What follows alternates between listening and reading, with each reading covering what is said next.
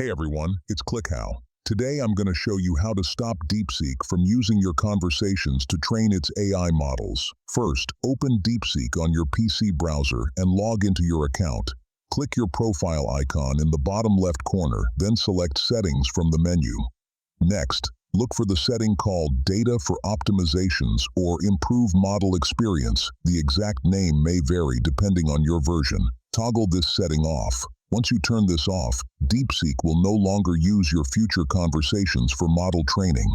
According to DeepSeek's official privacy policy, this opt-out control is available directly in the product settings. One important thing to know, this only affects future chats. Any conversations you already had before turning off this setting may have already been used for training. If you don't see this option in your settings, check the privacy section under your account settings. You can also email privacy@deepseek.com directly to request opt-out or deletion of your data. A quick tip, if you want complete privacy with no data collection at all, consider self-hosting DeepSeek's open-source model on your own hardware. This keeps everything on your infrastructure, but it requires technical setup. If you found this helpful, make sure to hit that like button, subscribe, and ring that notification bell. Thanks for watching, and see you in the next video.